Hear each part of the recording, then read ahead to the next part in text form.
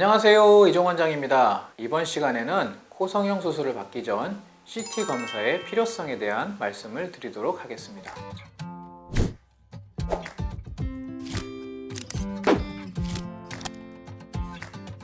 요즘 코성형 상담을 받으러 다니시면 많은 병원들이 CT 촬영을 시행하고 있는 것을 알 수 있습니다. 저희 병원도 코성형 상담 전에 환자분들이 동의하시면 CT 촬영을 시행하고 있습니다. 간혹 다른 병원에서 CT를 촬영했는데 또 찍어도 되나요? 하고 걱정하시는 분들이 계십니다. 저희 병원에서 사용하고 있는 CT는 저설량 CT로 건강검진 받으실 때 많이 찍는 가슴 엑스레이 정도의 방사선 양으로 그 정도가 적기 때문에 많이 걱정하실 정도는 아닙니다.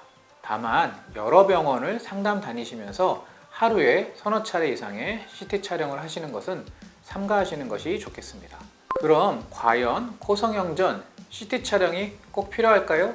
꼭 필요한 것은 아니지만 좀 더 유용하다고는 말씀드릴 수 있겠습니다. 제가 코성형에서 CT 촬영을 시작한 때가 2012년 정도로 기억합니다. 그 전엔 CT 촬영 없이도 코성형을 잘 해왔습니다.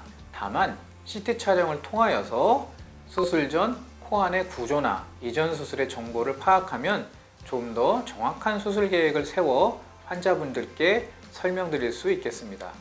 첫 수술 시에 CT 촬영으로 알 수 있는 코 안의 정보는 비중격 연골의 크기가 되겠습니다. 옆모습 CT 영상을 이용하여 비중격 연골의 크기를 어느 정도 가늠해 볼 수 있습니다. 지금 보시는 영상은 CT 영상에서 옆모습이 되겠습니다. 비중격 연골의 크기를 가늠해 보는 영상이 되겠고요. 두 영상을 한번 붙여봤습니다. 앞에 영상은 비중격 연골이 큰 영상이 되겠는데요. 보시면은 전체 코 크기에 비해서 뼈의 경계 부분은 뒤로 많이 들어가 있고요. 앞쪽으로 연골의 크기가 꽤 큰을 짐작해 볼 수가 있어요. 반대 영상을 보시면은 코도 작지만 뼈가 많이 앞으로 나와 있어요. 그렇기 때문에 우리가 쓸 수 있는 연골의 양이 적게 되겠습니다. 그래서 왼쪽에 있는 영상 같은 경우에는 저희가 비중격 연골을 이용한 코성형의 충분한 재료가 될 수 있겠지만 오른쪽 연골 같은 경우에는 비중격 연골이 적기 때문에 필요에 따라서는 귀연골이나 늑연골을 사용할 수 있다라는 계획을 세워볼 수가 있겠습니다.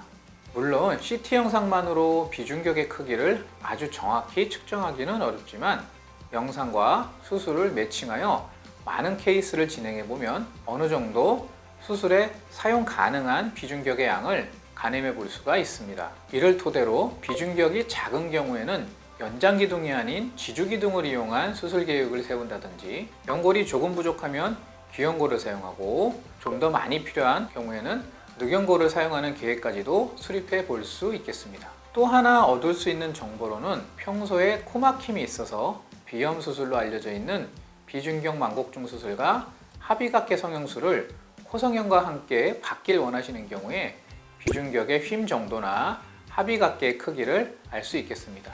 이번 영상은 CT 영상에서 정면 모습이 되겠고요. 코 안에 비중격이 많이 휘어 있는 모습과 합의각계가 많이 발달해 있는 모습을 보이게 되겠습니다. 전체적으로 까만 길이 공기길인데요.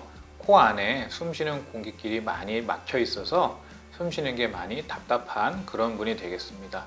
이런 분들 같은 경우에는 비중격 망곡중 수술과 합의각계 성형술을 받으시게 되면 숨쉬는 게 많이 편해지실 수 있는 그런 분이 되겠습니다. 이 구조를 파악하여야만 코막힘의 원인이 무엇이고 비염 수술이 꼭 필요한 분인지를 알 수 있겠습니다. 재수술의 경우에는 첫 수술보다 좀 더 많은 정보를 얻을 수 있습니다. 첫 번째로 보형물의 사용 유무, 또 그 크기나 모양 등을 알 수가 있습니다. 이번 영상은 재수술 영상이 되겠습니다. 보시면은 이렇게 뇌 조직에는 원래 없어야 될 이런 보형물의 실리콘 모양이 보이겠고요. 실리콘이 뼈 모양에 딱 붙어 있는 게 아니라 원래 있어야 될 자리보다 꽤 많이 흘러내려 있는 그런 모습을 보일 수 있겠습니다. 이번 영상의 경우에는 옆모습에서 이렇게 실리콘이 보이는데요. 보시다시피 예전에 봤던 보형물과 조금 틀리게 하얗게 뼈 같은 것이 보이죠. 어떤 연유에서인지 실리콘 보형물에 이렇게 석회화가 일어난 모습이 되겠습니다. 이런 경우는 원인은 두 가지가 되겠는데요. 실리콘 보형물이 뼈막 밑에 있지 못하고 뼈막 위에 들어간 경우가 그런 경우가 되겠고요. 또 다른 경우에는 한때 많이 사용했던 실리콘 위에 고어텍스를 한 겹 덮는 실리텍스라고 하는 고어실리 이런 제품을 썼던 경우가 있는데요.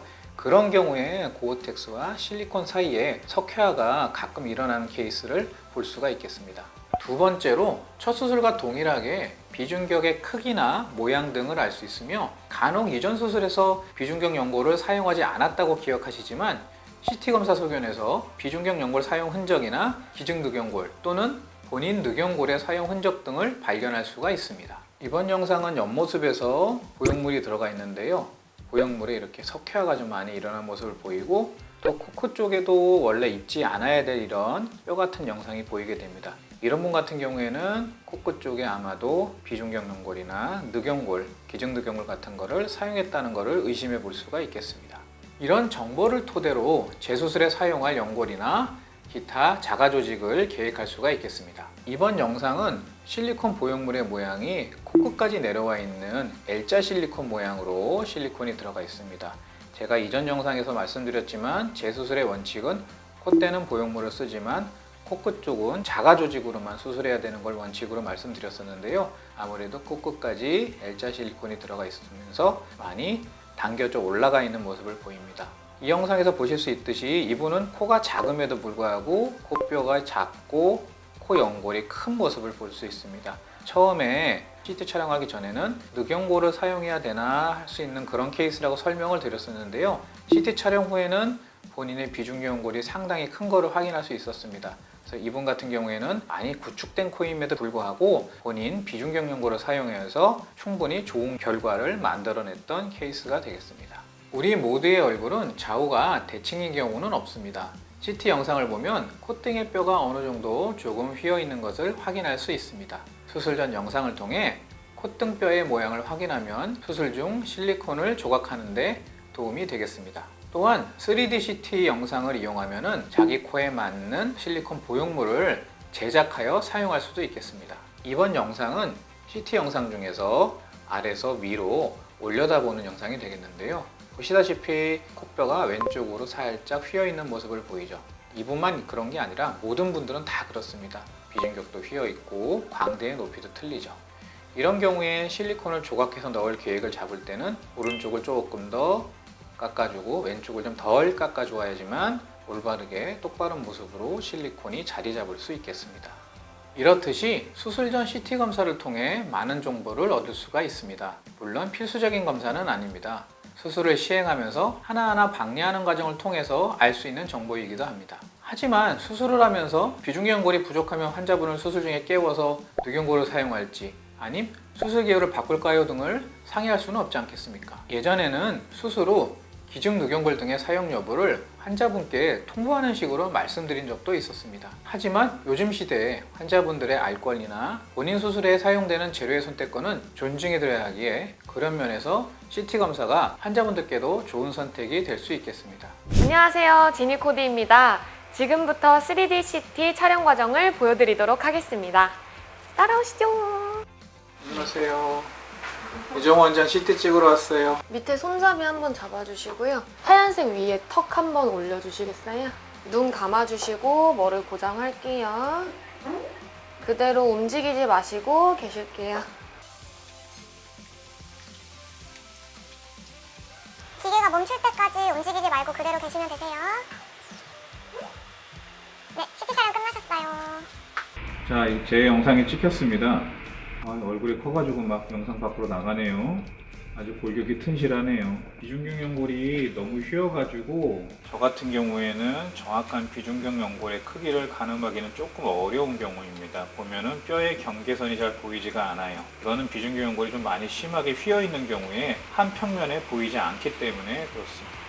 비중격 망곡증이 조금 심하고 아무래도 환절기다 보니까 알러지가 심해서 코가 좀 많이 막혀 있죠. 자, 이렇게 영상을 통해서 여러 가지 정보를 저희가 얻을 수가 있겠습니다. 마지막으로 이런 예를 들어보겠습니다. 지금은 내비게이션이 보편화되어 편하게 길을 찾을 수 있게 되었지만 그 전에는 지도책으로도 길을 충분히 찾아갔었습니다. 내비게이션이 나온 세상에서 굳이 지도책을 고집할 필요는 없겠습니다. 안전한 가이드를 지키는 선에서 필요한 검사는 수술의 정확도를 높이는 데 도움이 될 수 있겠습니다.